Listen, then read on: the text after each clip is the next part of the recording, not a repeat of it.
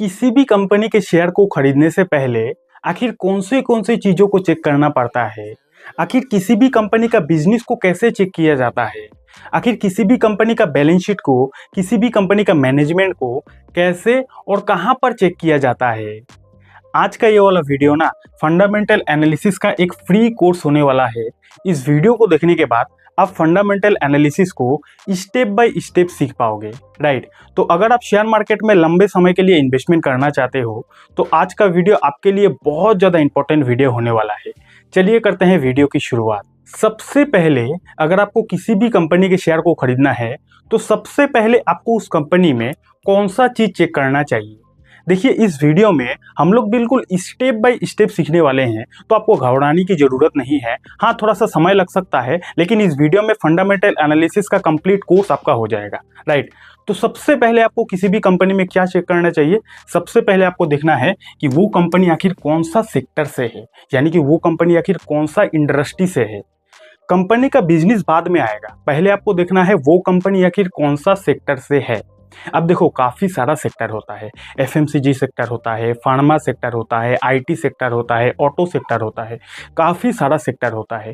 तो सबसे पहले आपको किसी भी कंपनी का फंडामेंटल एनालिसिस करने से पहले आपको क्या देखना है, आपको देखना है वो कंपनी आखिर कौन सा सेक्टर से बिलोंग करती है। ठीक है, अब आपने देख लिया कि वो कंपनी इस सेक्टर से बिलोंग करती है, कोई भी सेक्टर वो हो सकता है। उसके बाद आपको समझना है कि सेक्टर तीन तरह का हो सकता है। एक ऐसा सेक्टर जो सेक्टर ऑलरेडी ग्रो कर चुकी है, ऐसा सेक्टर जो सेक्टर ऑलरेडी ग्रो कर चुकी है उसको बोला जाता है ग्रोथ सेक्टर। दूसरा तरह का एक ऐसा सेक्टर होता है जिसको बोला जाता है डी ग्रोथ सेक्टर, यानी कि ये सेक्टर अभी अपना डिक्लाइन स्टेज में है, ये सेक्टर का डिमांड अब धीरे धीरे खत्म हो रहा है, तो उसको बोला जाएगा डी ग्रोथ सेक्टर। एंड तीसरी तरह का एक सेक्टर होता है जिसको बोला जाता है भैया फ्यूचर ओरिएंटेड ग्रोइंग सेक्टर, यानी कि ऐसा सेक्टर जो फ्यूचर में ग्रो कर सकता है, फ्यूचर ओरिएंटेड सेक्टर। तो ये तीन तरह का सेक्टर हो सकता है। ग्रोथ सेक्टर का मतलब ये होता है कि ऐसा सेक्टर जो सेक्टर ऑलरेडी ग्रो कर चुका है। जैसे कि आप एफएमसीजी सेक्टर को सोच सकते हो कि हाँ, ये एक सेक्टर है जो सेक्टर ऑलरेडी ग्रो कर चुका है। अब अगर आप किसी ग्रोथ सेक्टर के कोई छोटा मोटा कंपनी के शेयर को खरीदते हो तो भैया उस सेक्टर में हेवी कंपटीशन रहता है, उस सेक्टर में बड़ा बड़ा कंपनी ऑलरेडी स्टेब्लिश हो चुका है, तब ना जाके वो ग्रोथ सेक्टर बना है। तो अगर आप किसी ग्रोथ सेक्टर के छोटा मोटा कंपनी के शेयर को खरीदते हो तो वो छोटा मोटा कंपनी क्या ही बिजनेस करेगा इतना ज्यादा कंपटीशन में। उस सेक्टर का जो बड़ा बड़ा कंपनी है वो कंपनी उस छोटा मोटा कंपनी का बिजनेस खा लेगा। तो ये आपको समझना है कोई भी कंपनी के शेयर को खरीदने से पहले कि वो कंपनी कौन से सेक्टर से है। अगर ग्रोथ सेक्टर से है तो यहाँ पे आपको हो सकता है आपका पैसों पे रिस्क कम रहेगा, लेकिन भैया यहाँ पे आपको ग्रोथ भी स्लो मिलेगी, क्योंकि वो सेक्टर ऑलरेडी स्टेब्लिश हो चुका है, वो सेक्टर में ऑलरेडी कंपटीशन बढ़ गया है। ये पहला। उसके बाद एक होता है डी ग्रोथ सेक्टर, यानी कि जो सेक्टर अभी अपना डिक्लाइन स्टेज में है, जो सेक्टर का डिमांड आने वाले कुछ सालों में खत्म होने वाला है, उसको बोला जाता है डी ग्रोथ सेक्टर। अब अगर आज के डेट में कोई एक कंपनी है जिस कंपनी ने पूरा कसम खा लिया है कि भैया मैं अगर गाड़ी बनाऊंगा तो मैं तो सिर्फ पेट्रोल और डीजल से चलने वाला गाड़ी ही बनाऊंगा, तो ऐसे सिचुएशन में उस कंपनी के शेयर में थोड़ी ना पैसा बनेगा। आने वाले समय में इलेक्ट्रिक व्हीकल का डिमांड बढ़ने वाला है, तो जबकि इलेक्ट्रिक व्हीकल का डिमांड बढ़ने वाला है और ऐसे टाइम पे कोई कंपनी बोलती है कि मुझे इलेक्ट्रिक व्हीकल पर विश्वास नहीं, मैं तो गाड़ी बनाऊंगा तो पेट्रोल और डीजल वाला गाड़ी ही बनाऊंगा, तो थोड़ी ना वो कंपनी फ्यूचर में लंबे समय तक सर्वाइव कर पाएगा, राइट। तो आपको किसी भी कंपनी के शेयर को खरीदने से पहले उस कंपनी का माइंडसेट को भी पढ़ना है कि कंपनी का माइंडसेट फ्यूचर ओरिएंटेड है कि नहीं। ये दूसरा। उसके बाद सबसे जबरदस्त एक सेक्टर होता है जिस सेक्टर को बोला जाता है ग्रोइंग सेक्टर, यानी कि फ्यूचर ओरिएंटेड सेक्टर, जैसे कि ग्रीन एनर्जी सेक्टर, जैसे कि एआई सेक्टर, जैसे कि डिफेंस सेक्टर, जैसे कि इलेक्ट्रिक व्हीकल वाला सेक्टर, जैसे कि ड्रोन सेक्टर। ये सारा सेक्टर, ये सारा बिजनेस का डिमांड आने वाले समय में काफ़ी ज़्यादा बढ़ने वाला है। आप देखो ना, जितना भी मैंने अभी ग्रोइंग सेक्टर का नाम लिया, चाहे ग्रीन एनर्जी का ले लो, तो आप ग्रीन एनर्जी सेक्टर का छोटा छोटा कंपनी का भी रिटर्न देखो ना, छप्पर फाड़ के रिटर्न दिया है। आप डिफेंस सेक्टर का छोटा मोटा कंपनी का रिटर्न देखो ना, छप्पर फाड़ के दिया है। उसके बाद ड्रोन सेक्टर का छोटा मोटा कंपनी का शेयर को देखो ना, छप्पर फाड़ के रिटर्न दिया है। क्यों दिया है? लॉजिक को समझो, क्योंकि ये सारा बिजनेस का डिमांड फ्यूचर में बढ़ने वाला है और शेयर मार्केट काफी ज्यादा एडवांस होता है। एडवांस आपको सोचना पड़ेगा कि फ्यूचर में क्या होने वाला है। तो क्या होने वाला है अगर आपने फ्यूचर सोच लिया तो आपको आज के दिन उसमें उस बिजनेस में पैसा लगा कर रखना है, तब जाके आपको मल्टीबैगर रिटर्न मिलेगा, राइट। तो ये तीन तरह का सेक्टर होता है। कोई भी कंपनी के शेयर को खरीदने से पहले सेक्टर को देखना है। सेक्टर तीन तरह का हो सकता है और आपको हमेशा ग्रोइंग और ग्रोथ ये दोनों सेक्टर को ही चूज करना है। ऐसे सेक्टर को आपको कभी भी नहीं चूज करना है जो सेक्टर का डिमांड आने वाले समय में खत्म होने वाला है।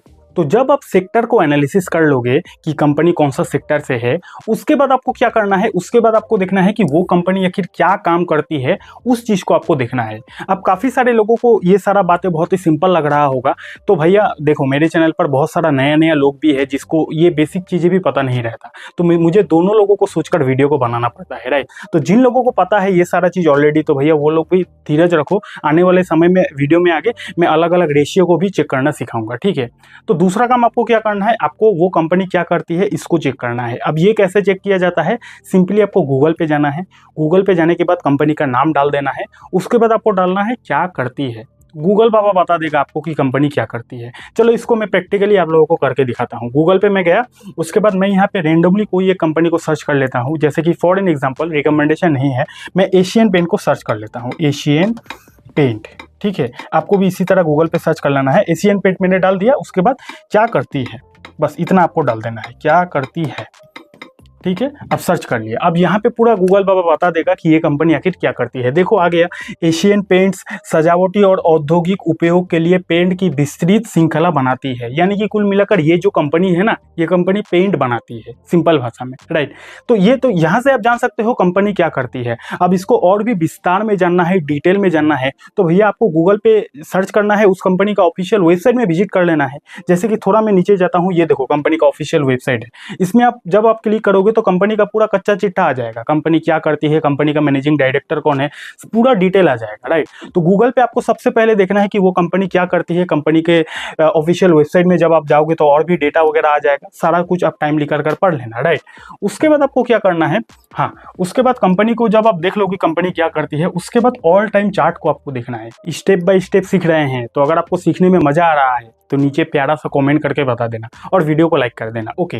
तो तीसरा पॉइंट क्या है कि आपको ऑल टाइम चार्ट को देखना है, यानी कि कंपनी जब से शेयर मार्केट में लिस्ट हुआ है तब से लेकर आज तक कंपनी ने कैसा रिटर्न दिया है। यानी कि किसी भी कंपनी का जो चार्ट है ना, वो चार्ट हमेशा ऐसा होना चाहिए, वो चार्ट हमेशा लेफ्ट टू राइट ऊपर जाना होता है, तो ये एक अच्छा संकेत होता है कंपनी के लिए। अगर आप किसी ऐसा कंपनी के शेयर को खरीदते हो जो कंपनी जब से शुरू हुआ है तब से लेकर आज तक इस टाइप का नीचे गया है, तो भैया उस कंपनी से आप क्या ही उम्मीद कर सकते हो। जो कंपनी जब से शुरू हुआ है तब से लेकर आज तक उसका ग्राफ ऐसा है, अब वो आने वाले समय में फिर बाउंस बैक करेगा, उसका उम्मीद बहुत कम रहता है, ऐसा नहीं कि नहीं करता बाउंस बैक, लेकिन बहुत उम्मीद कम रहता है। तो जब हमारे पास ऑप्शन अवेलेबल है, काफ़ी सारा कंपनी है, शेयर है, तो भैया क्यों ना ऐसे कंपनी के शेयर को खरीदूं जिसका शेयर हमेशा लेफ्ट टू राइट ऊपर गया है, राइट। तो ये चीज़ आपको देखना है। इसको कैसे चेक किया जाता है, सिंपली गूगल पे जाना है और कंपनी का नाम आपको सर्च कर देना है, एशियन पेंट। अच्छा, एशियन पेंट हमारी तरफ से आपको रिकमेंडेशन नहीं है, बस सिखाने के लिए आपको दिखा रहा हूँ, ठीक है। तो एशियन पेंट शेयर आपको इतना डाल देना है, उसके बाद यहाँ पे कंपनी का चार्ट आ जाएगा। जैसे ही चार्ट आएगा आपको यहाँ पे क्लिक कर देना है, थोड़ा सा समय लगता है यहाँ पे मोड वाला ऑप्शन पे क्लिक करोगे, मैक्स वाला ऑप्शन पे क्लिक करोगे, देखो कंपनी का चार्ट आ गया है। अब आप यहाँ पे गौर से देख सकते हो कि कंपनी जब से शुरू हुआ है तब से लेकर आज तक लेफ्ट टू राइट ऊपर गया है, जो कि ये एक अच्छा संकेत है। हाँ, ये सीधा ऊपर नहीं गया है, आप देख सकते हो बार बार अप डाउन हुआ है, लेकिन अल्टीमेटली लेफ्ट टू राइट ऊपर ही गया है। आपको भी ऐसा ही कंपनी को सिलेक्ट करना है जो कंपनी लेफ्ट टू राइट ऊपर गया है। समझ गए बात। उसके बाद थर्ड पॉइंट आपको क्या चेक करना है। अब थर्ड पॉइंट में थोड़ा एडवांस लेवल में बात करेंगे, हाँ, मार्केट कैप। अब थोड़ा एडवांस लेवल में हम लोग सीखेंगे, राइट। तो पहले तो हमने सीखा सेक्टर को एनालिसिस करना, पहले आपको सेक्टर को देखना है कि वो कंपनी कौन सा सेक्टर से है।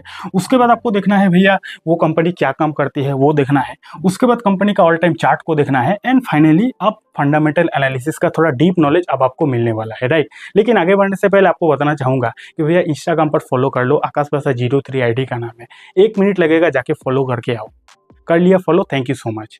तो मार्केट कैप, अब इसका मतलब आखिर क्या होता है। मार्केट कैप का मतलब ये होता है, इससे आपको ये पता चलता है कि कंपनी का आखिर टोटल साइज कितना है, कंपनी बड़ी है छोटी है। तो आप इसको कैसे पता लगा पाओगे, आप उस कंपनी का मार्केट कैपिटलाइजेशन को देखकर पता लगा पाओगे, ठीक है। तो कोई भी कंपनी का अगर 20,000 करोड़ से ज्यादा मार्केट कैप हो तो उस कंपनी को बोला जाता है लार्ज कैप कंपनी, यानी कि वो एक कंपनी बड़ी साइज की कंपनी हो जाती है, ठीक है। अगर किसी कंपनी का मार्केट कैप 5,000 करोड़ से 20,000 करोड़ के बीच में हो तो उस कंपनी को बोला जाता है मिड कैप कंपनी, यानी कि मीडियम साइज की कंपनी। और अगर किसी कंपनी का मार्केट कैपिटल 5,000 करोड़ से कम होता है तो उस कंपनी को बोला जाता है स्मॉल कैप कंपनी, यानी कि छोटी साइज की कंपनी। ठीक है, तो मार्केट कैप इसी चीज को बोला जाता है। अब यहाँ पे आपको समझना पड़ेगा कि शेयर मार्केट में अगर आप किसी लार्ज कैप कंपनी के शेयर को खरीद कर पैसा इन्वेस्ट करते हो ना, तो लार्ज कैप यानी कि बड़ी साइज की कंपनी, तो लार्ज कैप कंपनी में पैसा इन्वेस्ट करोगे तो यहाँ पे आपको ग्रोथ भी काफी स्लो मिलेगा। हाँ, वहाँ पे आपका पैसा सेफ रहेगा, लेकिन वहाँ पे आपको ग्रोथ भी स्लो मिलेगा। ठीक है, क्योंकि ऑलरेडी वो बड़ी साइज की कंपनी बन चुकी है। उसी तरह मिड कैप कंपनी के शेयर को खरीदोगे तो आपको ग्रोथ भी मीडियम मिलेगा, और स्मॉल कैप कंपनी के शेयर को खरीदते हो तो वहाँ पे आपको ग्रोथ काफ़ी फास्ट मिलेगा, लेकिन रिस्क भी काफ़ी ज़्यादा रहेगा। ये बेसिक कॉन्सेप्ट आपको पता होना चाहिए। समझ गए? तो सबसे पहले आपको मार्केट कैप को चेक करना है। अच्छा, ये जो भी डेटा मैं आप लोगों को सिखाऊंगा अभी, ये सब अभी थ्योरी सिखाऊंगा, प्रैक्टिकली ये सारा चीज़ को कैसे चेक किया जाता है वो भी वीडियो में आगे सिखाऊंगा, तो आपको घबराने की जरूरत नहीं है। ठीक है, तो पहले तो आपको मार्केट कैप को चेक कर लेना है कि कंपनी की साइज कितना है। उसके बाद सबसे इंपॉर्टेंट चीज जो फंडामेंटल एनालिसिस में आता है उसको बोला जाता है पीई रेशियो, यानी कि प्राइस टू अर्निंग रेशियो। अब इसका मतलब आखिर क्या होता है? देखो, प्राइस टू अर्निंग रेशियो से आपको यह पता चलता है कि कंपनी का आखिर वैल्यूएशन कितना है।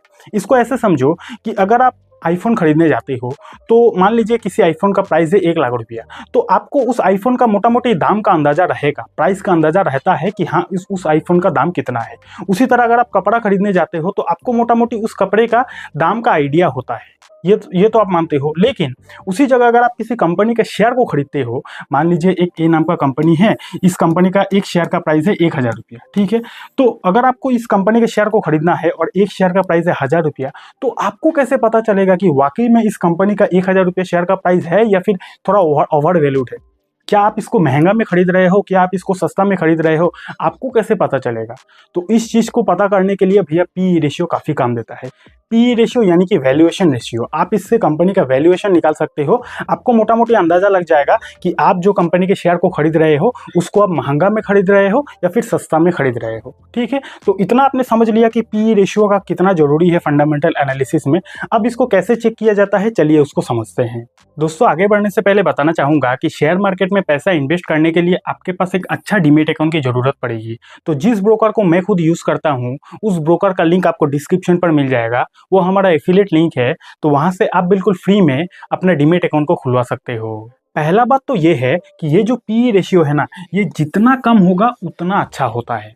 अब पी रेशियो का कोई फिक्स डेफिनेशन नहीं है कि कितना का पी रेशियो अच्छा है, ना ही किसी किताब में लिखा है कि इतना का पी रेशियो अच्छा है। ठीक है ना, ये इंडस्ट्री टू इंडस्ट्री डिपेंड करता है कि किस इंडस्ट्री से कंपनी बिलोंग करती है। हर एक इंडस्ट्री का जो पी रेशियो होता है वो अलग अलग होता है, राइट। लेकिन फिर भी अगर आप मेरे से पूछोगे कि कितना पी रेशियो अच्छा है, तो मैं फिर से बता रहा हूँ ऐसा कोई फिक्स फॉर्मूला नहीं है। लेकिन मेरे हिसाब से अगर किसी कंपनी का 20 या फिर 20 से कम का पी रेशियो है वो एक अच्छा माना जाता है। अब ऐसा नहीं कि 20 से ज़्यादा अगर किसी कंपनी का पीई रेशियो है वो खराब कंपनी हो गया, ऐसा भी नहीं है। लेकिन इसको सिंपल भाषा में अगर आप समझना चाहोगे तो अगर आपको किसी कंपनी का पीई रेशियो चेक करना है तो उस कंपनी का, उस सेक्टर का अलग अलग कंपनी के साथ आपको तुलना करना पड़ेगा। मान लीजिए आपको, जैसे हम लोगों ने एशियन पेंट का एग्जाम्पल देखा था, तो मान लीजिए एशियन पेंट का पीई रेशियो है 50। ठीक है, मान लेते हैं एग्जाम्पल। अब आप बोलोगे कि सर आपने तो 20 या फिर 20 से कम बोला था, अच्छा होता है। अब एशियन पेंट का पीई रेशियो 50 है तो इसका मतलब एशियन पेंट अभी महंगा मिल रहा है। तो आपको सिर्फ पी रेशियो देखकर भी अनुमान नहीं लगाना है। आपने एशियन पेंट का तो देख लिया पी रेशियो 50 है, लेकिन एशियन पेंट क्या कौन सा सेक्टर से बिलोंग करती है? एशियन पेंट पेंट सेक्टर से बिलोंग करती है। तो उसका जो कॉम्पिटिटर है, अलग अलग पेंट वाला जो कंपनी है, उन कंपनी के साथ भी आपको तुलना करना है कि उन कंपनी का पी रेशियो कितना है। अगर एशियन पेंट का जो अलग अलग कॉम्पिटिटर है उसका भी पी रेशियो अगर 60 होगा, 70 होगा, तब वो अच्छा है, तब वो अच्छी बात है, क्योंकि उस सेक्टर में ही अभी पी रेशियो हाई चल रहा है, तो उसमें कोई गलत बात नहीं है। लेकिन अगर मान लीजिए कोई एक कंपनी का आपने पी रेशियो देख लिया 50, लेकिन उसका जो कॉम्पिटिटर है वो कॉम्पिटिटर का पी रेशियो अगर 10 है, 20 है, तब आप सोच सकते हो कि हाँ वो कंपनी का वैल्यूएशन अभी काफ़ी ज़्यादा हाई है, राइट। समझा पा रहा हूँ मैं? अगर समझ में आ गया तो नीचे कमेंट करके यस बोल देना, ठीक है। और इसको और डीप में हम लोग आगे समझेंगे जब प्रैक्टिकली स्क्रीन पर हम लोग समझेंगे, ठीक है। उसके बाद है बुक वैल्यू, ये भी काफी इंपॉर्टेंट चीज है। बुक वैल्यू का मतलब ये होता है कि देखो, इसको ऐसे समझो कि मान लीजिए एक ए नाम का कंपनी है और उस ए नाम का कंपनी का एक शेयर का प्राइस है 1,000 रुपया, वो एक शेयर का प्राइस है 1,000 रुपया। अब अगर उस कंपनी का बुक वैल्यू, उस कंपनी का अगर बुक वैल्यू 500 है, तो इससे आपको क्या समझना पड़ेगा कि अगर आज के आज ये कंपनी बंद हो जाती है, इस कंपनी के शेयर को आपने 1000 रुपये में खरीद लिया, अगर आज के आज मान लेते हैं कि ये कंपनी बंद भी हो जाती है, खत्म भी हो जाती है, फिर भी आपको पर शेयर पे 500 रुपया मिलेगा, क्योंकि बुक वैल्यू 500 का है। तो बुक वैल्यू ये दर्शाता है कि कंपनी के पास एसेट कितना है, यानी कि कंपनी अगर आज के आज बंद भी हो जाता है तो पर शेयर पे आपको कितना रुपया मिलेगा, उसी को बोला जाता है बुक वैल्यू। समझ गए? तो बुक वैल्यू भी जितना ज़्यादा हो उतना अच्छा होता है, ये बात आपको समझना पड़ेगा, ठीक है। उसके बाद होता है भैया रिटर्न ऑन इक्विटी, यानी कि आरओई रेशियो। इसका मतलब ये होता है कि देखो, अगर किसी भी कंपनी को पैसा रेज करना होता है ना, पैसा उठाना होता है, तो वो दो तरीके से पैसा उठाता है।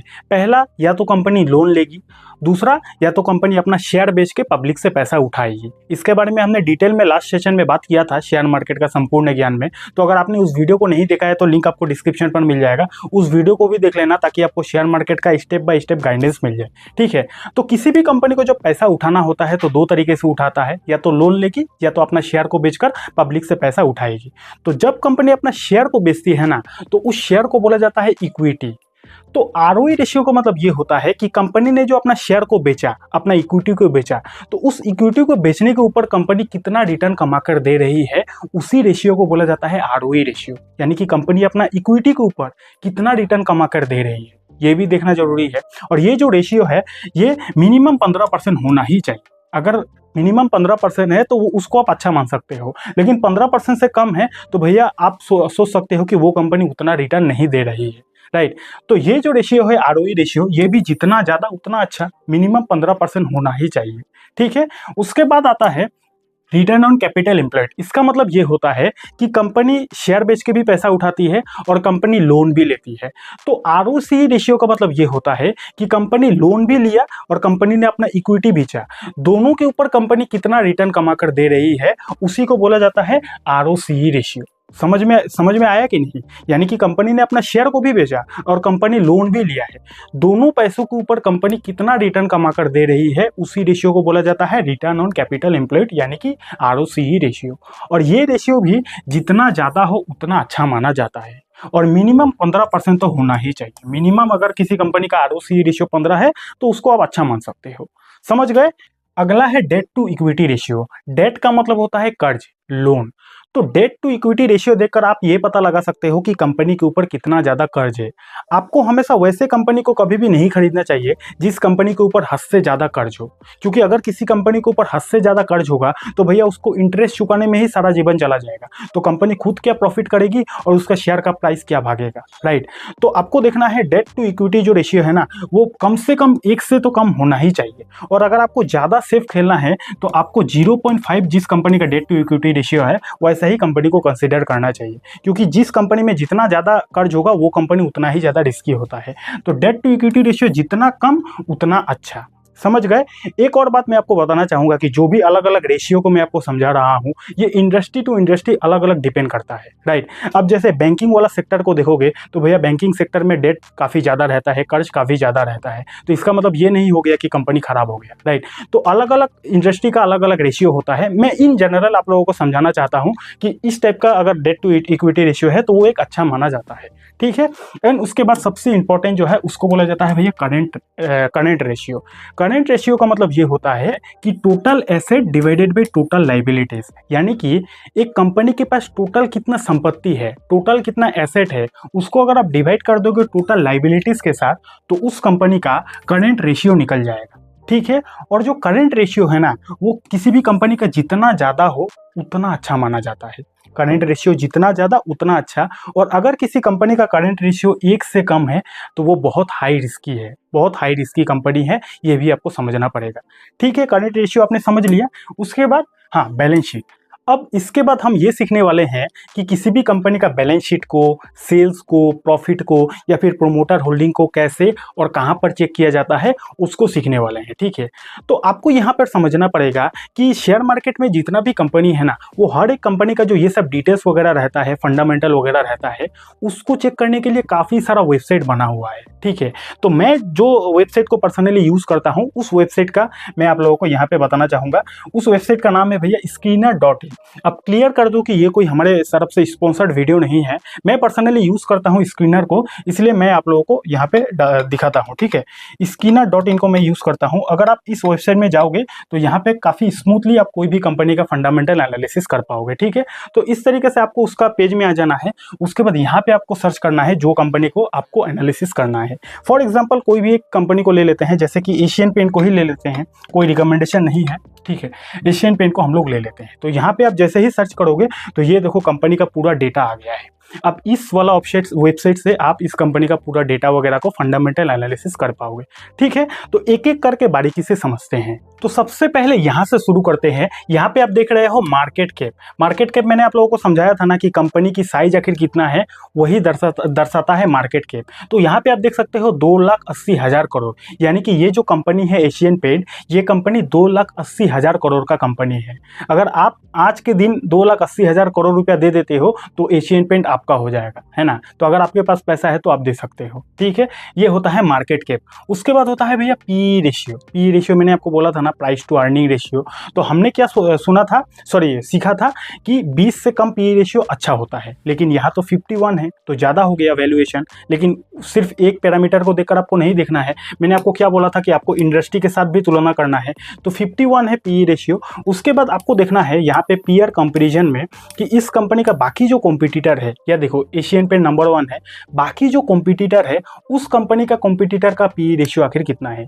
एशियन पेंट का तो आप देख सकते हो 51 है, चलो ठीक है। लेकिन बाकी कॉम्पिटिटर को देखो 50, 35, 30, 45, 150।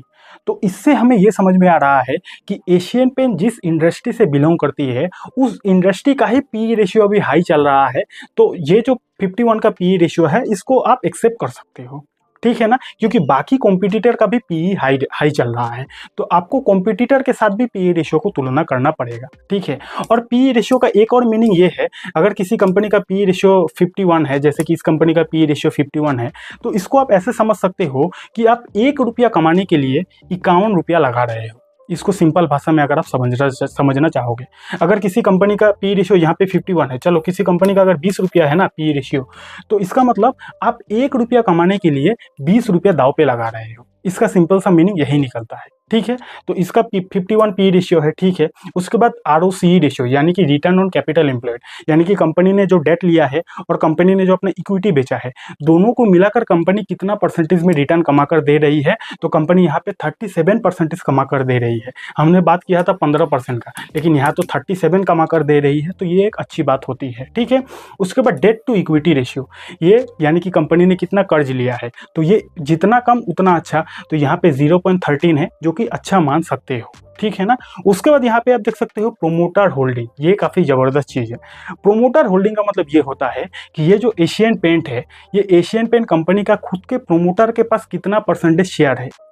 इस एशियन पेंट का खुद का जो प्रोमोटर है, जो मालिक है, उसके पास कितना परसेंटेज में शेयर है, तो उसके पास 52% शेयर है। बाकी शेयर पब्लिक के पास होगा या फिर FIDS के पास होगा। तो 50% से अगर ज़्यादा प्रोमोटर के पास होल्डिंग है तो वो भी अच्छा माना जाता है। तो यहाँ पर तो 52 है, तो बढ़िया चीज़ है, ठीक है। उसके बाद करेंट शेयर प्राइस, यानी कि एशियन पेंट का अभी के टाइम पे करेंट शेयर प्राइस 2,920 रुपया चल रहा है, ठीक है। उसके बाद बुक वैल्यू मैंने आपको क्या बोला था कि बुक वैल्यू का मतलब ये होता है कि अगर कंपनी रातों रात डूब भी जाती है, खत्म भी हो जाती है, तो आपको पर शेयर पर कितना रुपया मिलेगा। तो अगर आपके पास एशियन पेंट का एक शेयर है, यानी कि एक शेयर का प्राइस है 2900 रुपया, तो अगर कंपनी डूब भी जाती है फॉर एन एग्जाम्पल, तो आपको पर शेयर पर 195 रुपीज़ मिलेगा। उसी को बोला जाता है बुक वैल्यू। ये एक शेयर पर आपको 195 मिलेगा। अगर आपके पास 1000 शेयर है तो 1000 × 195 कर दोगे तो उतना पैसा आपको मिलेगा, ठीक है। तो ये तो बहुत रेयर केस होता है, कंपनी बंद होगी तब ना, ठीक है। उसके बाद ROE रेशियो, यानी कि रिटर्न ऑन इक्विटी। तो रिटर्न ऑन इक्विटी भी जितना ज़्यादा उतना ज़्यादा अच्छा, यानी कि कंपनी ने जो अपना इक्विटी को बेचा है उसके ऊपर कंपनी कितना रिटर्न कमा कर दे रही है, उसी को बोला जाता है रिटर्न ऑन इक्विटी। और रिटर्न ऑन इक्विटी भी 15% से ज़्यादा होना अच्छी बात होता है। तो यहाँ पे 31 है, जो कि बहुत ज़बरदस्त है, ठीक है। उसके बाद यहाँ पे आप देख सकते हो प्लेज परसेंटेज, ये भी समझने वाली बात है। प्लेज का मतलब होता है, जो देसी भाषा में बोला जाता है, बंधक रखना, यानी कि कंपनी ने गिरवी रखा है। तो 7% शेयर कंपनी ने गिरवी रखा है। प्रोमोटर के पास कितना है 52% का होल्डिंग, यानी कि एशियन पेंट का जो खुद का प्रोमोटर है उनके पास है 52% का होल्डिंग। और इस 52% होल्डिंग में से कंपनी ने 7% का जो शेयर है वो शेयर बंधक रखा है, यानी कि गिरवी रख दिया है। ठीक है, तो ये जितना ज़्यादा हो उतना गलत चीज़ होता है। कंपनी अगर ज़्यादा अपना शेयर को प्लेस करता है, अगर गिरवी रखता है, तो वो बहुत रिस्की होता है। तो यहाँ पे कंपनी ने 7% गिरवी रखा है, तो बहुत रिस्की है। ठीक है, उसके बाद करेंट रेशियो भी जितना ज़्यादा उतना अच्छा। ठीक है, तो यहाँ पे आप 1.69 इसको अच्छा मान सकते हो। अगर 1 से कम करेंट रेशियो होगा तो भैया वो बहुत ज़्यादा रिस्की है। तो यहाँ पे तो 1.69 है, जो कि बहुत बढ़िया है। ठीक है, ये हाई एंड लो है, ये डिविडेंड यील्ड है, ये फेस वैल्यू है, और ये डेट है, यानी कि कंपनी के पास टोटल इतना कर्ज है। ठीक है, तो ये बेसिक आपने समझ लिया। अब धीरे धीरे नीचे चलते हैं। उसके बाद जैसे आप नीचे जाओगे तो इस कंपनी का अलग अलग डिटेल वगैरह को आप चेक कर पाओगे। यहाँ पे आप जैसे ही मैक्स में क्लिक करोगे तो यहाँ पे कंपनी का ओवरऑल चार्ट आ जाएगा कि कंपनी जब से शुरू हुआ है तब से लेकर आज तक कंपनी का आप चार्ट को देख सकते हो। ठीक है ना। उसके बाद जैसे ही नीचे जाओगे प्रोज एंड कॉन्स, यानी कि यहाँ पे कंपनी का जो पॉजिटिव पॉइंट है वो दिखाई देगा, और यहाँ पे कंपनी का जो नेगेटिव पॉइंट है वो दिखाई देगा, तो वो भी आप पढ़ सकते हो। उसके बाद यहाँ पे आप पीयर कंपेरिजन कर सकते हो, यानी कि हम किस कंपनी को आज एनालिसिस कर रहे हैं, हम एशियन पेंट को एनालिसिस कर रहे हैं। तो एशियन पेंट जिस सेक्टर से बिलोंग करती है उसका जो कॉम्पिटिटर है उसका पूरा लिस्ट आ जाएगा। तो उनके लिस्ट से भी आप देख सकते हो, कंपेयर वगैरह कर सकते हो। यहाँ पे आप देख सकते हो एशियन पेंट का पी रेशियो इतना, मार्केट कैप इतना। ठीक है ना, बाकी कॉम्पिटिटर का सारा डिटेल यहाँ पे देख सकते हो। ठीक है, उसके नीचे जाओगे तो क्वार्टरली रिजल्ट। अब यहाँ पे आपको समझना पड़ेगा कि शेयर मार्केट में जितना भी कंपनी लिस्टेड है ना, वो हर एक कंपनी हर 3 महीने के बाद अपना क्वार्टरली रिजल्ट पेश करती है। क्वार्टरली रिजल्ट का मतलब ये हुआ कि कंपनी हर 3 महीने में कितना कमा रही है, कितना सेल कर रही है, कितना कंपनी का प्रॉफिट हो रहा है, कितना कंपनी का कर्ज बढ़ रहा है, पूरा डेटा हर 3 महीने के बाद अपने शेयर होल्डर को पेश करती है। ये सेबी का गाइडलाइन ही रहता है, क्योंकि अगर आप किसी कंपनी के शेयर को खरीदते हो, लंबे समय तक होल्ड करते हो, तो उस कंपनी में क्या चल रहा है आपको देखना भी तो जरूरी है आपके लिए। तो उसके लिए हर 3 महीने के बाद कंपनी क्वार्टरली डेटा पेश करती है। ठीक है, उसी को बोला जाता है क्वार्टरली रिजल्ट। अब आप यहाँ पे देख सकते हो, जैसे कि मार्च 2021 में कंपनी का सेल हुआ था इतना, उसके बाद जून 2021 में कंपनी का सेल हुआ था इतना। ये सेल का डेटा है, ये एक्सपेंसेस का डेटा है, यानी कि सेल तो इतना हुआ, उस सेल को करने के लिए कंपनी ने कितना खर्च किया है, एक्सपेंस किया है, उसका डेटा आप यहाँ पे देख सकते हो। उसके बाद ऑपरेटिंग प्रॉफिट देख सकते हो, ओपीएम का परसेंटेज देख सकते हो। ठीक है ना, ये सारा डेटा देख सकते हो। एंड फाइनली आपको ये बहुत इंपॉर्टेंट चीज़ है, नेट प्रॉफिट है ना, ये आपको देखना है, क्योंकि कंपनी सेल कर रही है उसमें कोई बड़ी बात नहीं है, लेकिन सेल करने के बाद, टैक्स वगैरह देने के बाद, एक्सपेंसेस करने के बाद कंपनी के पास पैसा बच कितना रहा है, उसको बोला जाता है नेट प्रॉफिट। तो आपको ये डेटा भी देखना है कि नेट प्रॉफिट बढ़ रहा है कि नहीं, क्वार्टर ऑन क्वार्टर बेसिस से कंपनी का प्रॉफिट जो है वो बढ़ रहा है कि नहीं, ये आपको देखना है। ठीक है, तो ये तो गया क्वार्टरली डेटा। उसके नीचे अगर आप जाओगे प्रॉफिट एंड लॉस, ये हो गया ईयरली डेटा, यानी कि यहाँ पे आपको हर 3 महीने के बाद का डेटा मिलेगा, जैसे कि मार्च 2021, फिर जून, फिर सितंबर, फिर दिसंबर।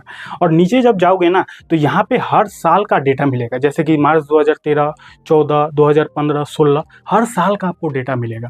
तो ये काफ़ी इंपॉर्टेंट चीज़ है, इस डेटा को आपके लिए पढ़ना काफ़ी ज़्यादा जरूरी है।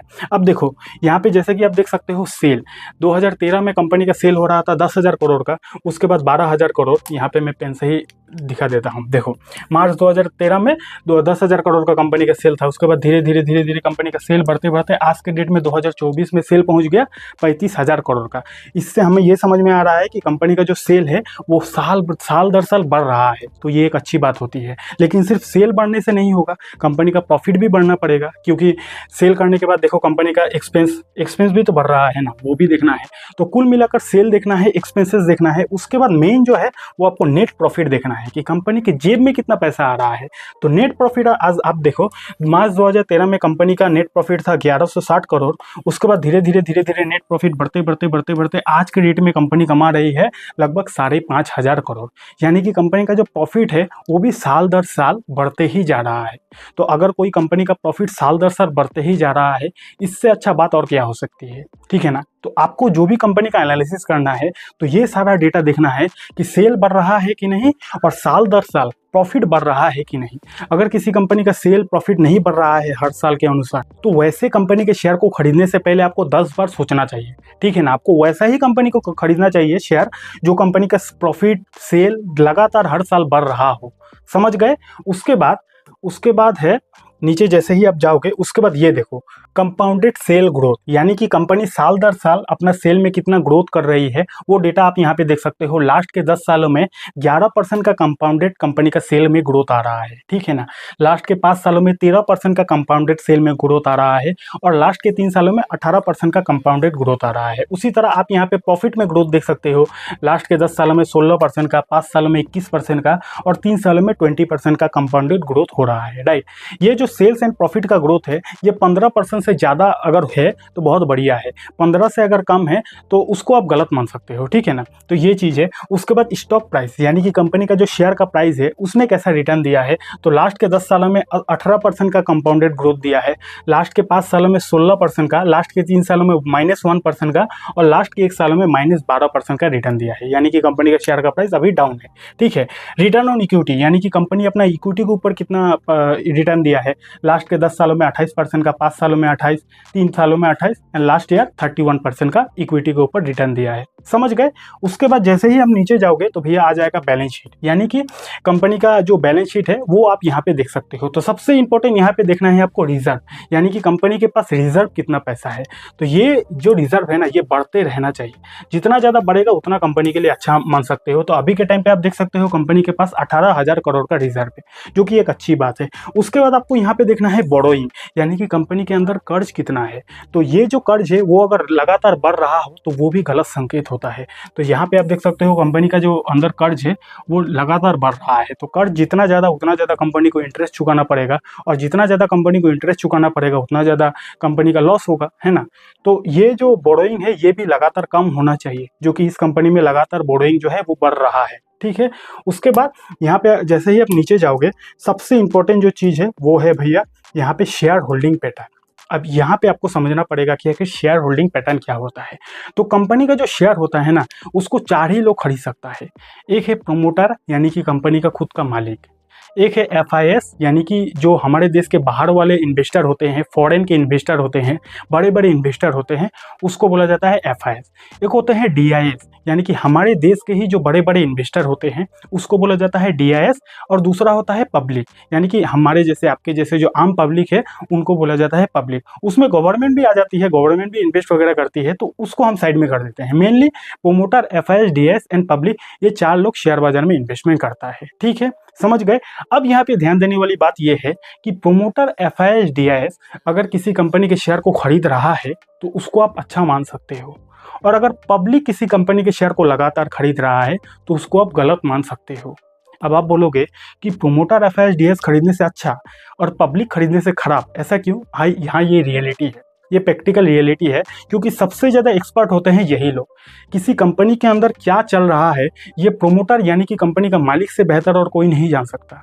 तो प्रोमोटर एक्सपर्ट होते हैं और एफआईएस, डीआईएस काफ़ी हाई लेवल के टैलेंटेड लोग होते हैं, इनका काम ही है शेयर मार्केट में पैसा लगाना, तो ये काफ़ी एक्सपर्ट होते हैं। और पब्लिक भैया हम जैसे, आपके जैसे बुड़बक लोग, तो हम लोग को उतना नॉलेज भी नहीं होता जो हम लोग कंपनी के अंदर का सिचुएशन को जान पाए, ठीक है ना। तो जितना ज़्यादा प्रोमोटर, एफआईएस और डीआईएस के पास होल्डिंग रहेगा उतना ज़्यादा अच्छा मान सकते हो, ठीक है। तो अब आप यहाँ पे देख सकते हो कि ये जो प्रोमोटर है ना, ये प्रोमोटर के पास आप यहाँ पे देख सकते हो 52% का होल्डिंग है, यानी कि कंपनी का खुद का मालिक के पास 52% का होल्डिंग है। मैंने आपको क्या बोला था, अगर प्रोमोटर के पास 50% से ज़्यादा होल्डिंग है तो वो एक अच्छी बात होती है। तो यहाँ पे 52% का होल्डिंग है। उसके बाद यहाँ पे आप देख सकते हो एफआईएस, यानी कि फॉरेन इंस्टीट्यूशन इन्वेस्टर, जो बाहर के बड़े बड़े एक्सपर्ट होते हैं, उनके पास 15% का होल्डिंग है, जो कि अच्छी बात है। इन लोगों के पास जितना ज़्यादा होल्डिंग उतना ज़्यादा अच्छा, ठीक है। उसके बाद यहाँ पे आप देख सकते हो डीआईएस, यानी कि डोमेस्टिक इंस्टीट्यूशन इन्वेस्टर, उसके पास भी 11% का होल्डिंग है। एंड फाइनली यहाँ पे आप देख सकते हो पब्लिक, पब्लिक के पास कितना है, 19% का होल्डिंग। पब्लिक के पास जितना कम होल्डिंग हो उतना कंपनी के लिए अच्छा है। आप किसी कंपनी को अगर आप देखोगे ना कि पब्लिक के पास अगर 50% से ज़्यादा होल्डिंग है या फिर 60% से ज़्यादा होल्डिंग है, तो भैया वो कंपनी कभी ना कभी डूबने वाला है। क्योंकि पब्लिक जो होता है, पब्लिक लास्ट में बुड़बक बनता है। सबसे पहले अगर कोई कंपनी डूबने वाला होता है ना, तो सबसे पहले निकलेगा प्रमोटर, उसके बाद निकलेगा एफआईएस, उसके बाद निकलेगा डीआईएस, लेकिन लास्ट में कौन फंस जाता है? लास्ट में फंस जाता है पब्लिक, राइट। तो किसी भी कंपनी में अगर पब्लिक की होल्डिंग लगातार बढ़ रही है तो उसको आप गलत संकेत मान सकते हो, ठीक है ना। समझ गए शेयर होल्डिंग पैटर्न क्या होता है। तो आशा करता हूँ फंडामेंटल एनालिसिस का ये फ्री कोर्स को देखकर आपको आज काफ़ी कुछ सीखने को मिला होगा, काफ़ी कुछ वैल्यू मिला होगा। एक सच बात बताऊं, लोग तो आजकल पैसा लेकर भी इतना डिटेल तरीके से फंडामेंटल को नहीं सिखाता है, राइट। तो इस वीडियो को बनाने में काफ़ी ज़्यादा मेहनत लगा है, तो आपसे मुझे कुछ नहीं चाहिए, बस एक प्यारा सा कमेंट कर दो और 4 लोगों को शेयर कर देना जिसको इस वीडियो की सख्त ज़रूरत है, ठीक है ना। देखो भाई, मेरा मकसद इतना ही है कि आप शेयर मार्केट से ज़्यादा पैसा कमाओ, और मैं जितना आसान भाषा में हो पाए उतना आसान भाषा में आप लोगों को शेयर मार्केट को सिखा दूँ, ठीक है। मेरा मकसद इतना ही है। और अगर आपको शेयर मार्केट को डिटेल में सीखना है, स्टेप बाय स्टेप सीखना है, तो उसके लिए मैंने रिसेंटली एक स्पेशल वीडियो बनाया है। उस वीडियो को अगर आपको देखना है तो यहाँ पे क्लिक करके देख सकते हो। और अगर आपके पास डीमेट अकाउंट नहीं है तो डीमेट अकाउंट का लिंक भी आपको डिस्क्रिप्शन पर मिल जाएगा, वहाँ से आप बिल्कुल फ्री में अपना डीमेट अकाउंट को खुलवा सकते हो। Thank you so much.